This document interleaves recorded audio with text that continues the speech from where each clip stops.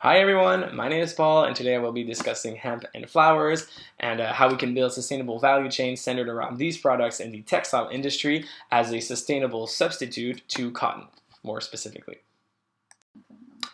So the main point of this article kind of focuses around natural resources, more specifically the depletion of natural resources which occurred through industrial activities, more specifically recent industrial activity as we've moved towards a more globalized world.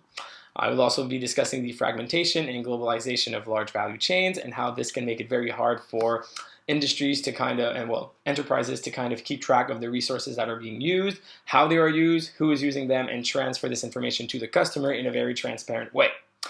There are also very high levels of complexity associated with the implementation of structural changes because we are so used to doing things a specific way that those organizations kind of face very lengthy or costly processes when they are trying to actively generate no significant change. And finally, I will emphasize the importance of relying on renewable resources in industrial processes, more specifically hemp in the textile industry as a substitute for the very pollution-heavy cotton that we are so accustomed to. So to the right of your screen, you can see a visual representation of the cotton supply chain, which consists of various levels and various steps, which is what we meant when we were talking about fragmented value chain. What specific things about the cotton supply chain is that it has a very broad geographical scope. So there are a lot of actors all over the world that are included in this, and most of them are active in various steps. So this means that there's a lot of commerce going on, there's a lot of transportation, and all the negative environmental impacts of transportation are extremely heavy, and also costs related to transportation are relatively heavy. Another thing about the cotton supply chain is that it is characterized by high interconnectedness, and it requires the involvement of many actors. This is only one supply chain, and there are God knows how many in the world, so you can kind of get an idea of the millions and millions of actors that are involved in the process daily. So there is interconnectedness at the same level, but there's also a lot of interconnectedness within the levels, so when you kind of map out the whole thing, it is very impressive. This kind of makes sense because it is arguably the most important natural fiber in the world, mostly due to versatility, affordability, and ease of cultivation. That being said, one of the counter arguments against this shift towards more sustainable alternatives is that cotton is part of a lot of developing and growing economies. Plants, it is very central to their economies, so they could be negatively affected if we were to start a pretty significant transition to substitutes. So major producers of cotton include China, India, and the United States. China and India are also among the major consumers, and Bangladesh also deserves a spot up there. I included some specific data on the market outlook for 23-24, so you can kind of get an idea of its role in the global economy and the international commerce. So there's nearly 9 billion tons in imports and exports. So you can see that kind of flows around a lot. We consume nearly 24 billion tons of cotton worldwide. And there's nearly 32 million hectares of farmland. So you can get an idea of the size and importance of this supply chain specifically. Why there is growing pressure and emphasis on the need to shift towards a more sustainable alternative. There are three main points that are brought up in the article and that are also kind of known. So we all know that cotton is an extremely thirsty crop and it requires significant amounts of water, especially compared to some potential alternatives such as hemp, which I'll dive deeper into later. But it also accounts for a large portion of global pesticide and insecticide use. So cotton as a plant is more sensitive to climate and it cannot be grown in any environment. So in certain cases, you have to use some chemicals which are pretty harmful for the environment, but are also harmful for the people who are using them, especially in abundance. Cotton and the supply chain that is related to cotton have been associated with a lot of child labor and slavery accusations, especially in lesser developed countries. So this is also kind of part of the ethical debate, and it is another argument that people will use when lobbying against cotton. Now that we're done kind of setting up the context and you have most of the information about the cotton supply chain and just the textile industry as a whole, I'm going to dive into the core of the analysis, which is what makes hemp such an attractive substitute. Because there are other substitutes out there, there are other options and alternatives to polyester or cotton. And as of right now, the market for hemp is not huge. It is not a super popular alternative, but there's a reason why it has been targeted by some of these articles and studies on the matter, and it is because of its sustainability in the long run.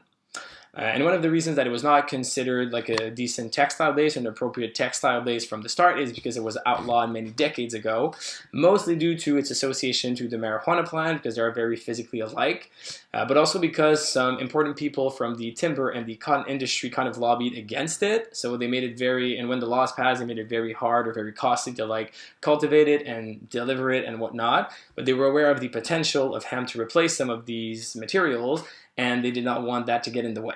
So even back then, it was recognized as a pretty proper alternative. As far as comparison to cotton, so hemp requires significantly less water, pesticides, and herbicides to grow.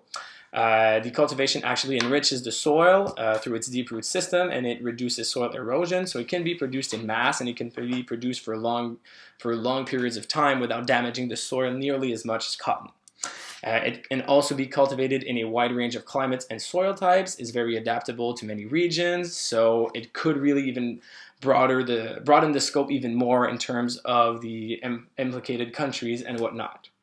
Also, hemp fibers are strong, durable, and they possess antibacterial properties that reduce the need to wash hemp. So this is one thing. They're very resilient. It's a very resilient alternative to cotton, and they're also heat regulating. So there's also a market there for sporting goods. I will dive further into specific initiatives that I found on the matter, but I just wanted to give you kind of a quick rundown of what has been done in the past years and steps that have been taken in the right direction when it comes to the adoption of hemp as a substitute for cotton, or just kind of the idea of further enhancing the presence of hemp in the textile industry. So many countries have applied certain hemp farming programs because the fact that it was outlawed many decades ago made it so that we kind of lost these practices and people are not exactly familiar with how it's supposed to be cultivated. So many programs are kind of there to fix this specific issue. There's a lot of research and development as well. The goal is to improve hemp cultivation, processing, and manufacturing techniques so we can make them as efficient as possible and it can kind of become competitive with the cotton. Because right now, it would probably be a bit more costly and it would translate into higher prices paid by the consumer, and not everybody is ready for that transition. There's also a lot of textile innovation. Among others, they are trying to blend hemp with other fibers such as cotton, which is the most popular one, wool, and recycled materials to create fabrics with improved performance. So the cottonized hemp, right now it's probably the largest of the markets. Obviously it still uses cotton, but it is hemp-based. So there's a lot less cotton involved in the process, so you get a lot of the environmental benefits, but you get the softer side of the cotton with still the rigidity and kind of the durability of the hemp. And there's also a lot of effort that have been deployed as far as education and just kind of working on this preconceived idea and those negatives, stereotypes about hemp so that consumers are more open to this. But as we grow towards maybe a more environmentally conscient society, this is not as much of a problem. Now we'll dive into some more specific examples. So the one that is mentioned in the article is Virgo Co-op. Virgo Co-op being a French organization that have recently partnered, among other initiatives, with the German company Wildling Shoes. Their goal is to build a direct supply chain from French collaborators to support local production, source hemp materials and natural fibers sustainably. And they really want to promote a more sustainable and resilient textile supply chain in Europe. So their main goal is really to kind of participate in the emergence of the local sector when it comes to the hemp industry, and that if we're able to get a significant amount of production and cultivation going in these European territories, then it probably will reduce a lot of the transportation-related costs, and this could be very beneficial for the environment, but it could also be less costly for the manufacturers and the retailers. And since they have started deploying these efforts, the region of Occitania in France, which has also always been known for its hemp cultivation, has experienced a resurgence in hemp textile production. So that's pretty cool. And I did go outside of the article. I went and read on the case of Levi Strauss, which is a pretty popular denim brand, which has recently introduced a hemp-based denim and other clothing item as part of their product lineup. Their goal is, as I was talking about cottonized hemp earlier, so their goal is really to blend the hemp fibers with other materials such as cotton to create durable and sustainable denim that appeals to environmentally conscious customers, which they know kind of is a part of their customer base because they specialize in high quality products, and obviously it's just a trend that's been going on for a few years now, so people are willing to pay a bit more for some either higher quality products or more sustainable products, and their idea is kind of to prove that theory through these new products. And obviously they have also collaborated with farmers, processors, and manufacturers to kind of specialize in the high quality hemp fiber. Finally, so how this kind of ongoing trend and this potential transition could affect the cotton's global value chain, which also kind of one of the main points of the article, how we can reinvent these value chains and either make them more sustainable, more environmentally conscious. So some of the main consequences that I have noted would be the decreased demand for cotton, obviously, which could lead to reduced profitability for cotton farmers and basically impact the entire value chain. This could have some negative impacts on certain underdeveloped countries, so that is obviously an issue, but it is also part of that kind of green transition. There would be obviously a shift in market dynamics, resulting in a forced adaptation from companies that traditionally rely on cotton. It would require kind of a reevaluation of the strategies and just an overall modification of their current processes. This would also A link to this would be the supply chain reconfiguration, which would involve sourcing hemp from new regions, developing processing facilities, and establishing new distribution network. This would probably be one of the major things because those cotton factories and whatnot are not necessarily equipped to kind of handle hemp. So there would have to be certain research done in that area, and there would also be significant investments in infrastructures and whatnot. Obviously, there would be a positive environmental impact, which I've talked about the whole presentation, so I don't think it needs further explanation. And regulatory consideration, kind of more linked to just the policy and governmental aspect of it. If we're kind of reducing the stigma towards hemp as a plant, it could be very beneficial in the long run because the effects are exponential. This could add to just R&D expenditure in general, just a certain interest from the customer base, and this would allow for a certain organization or enterprise that specialize in the area to kind of blossom and really take advantage of this opportunity.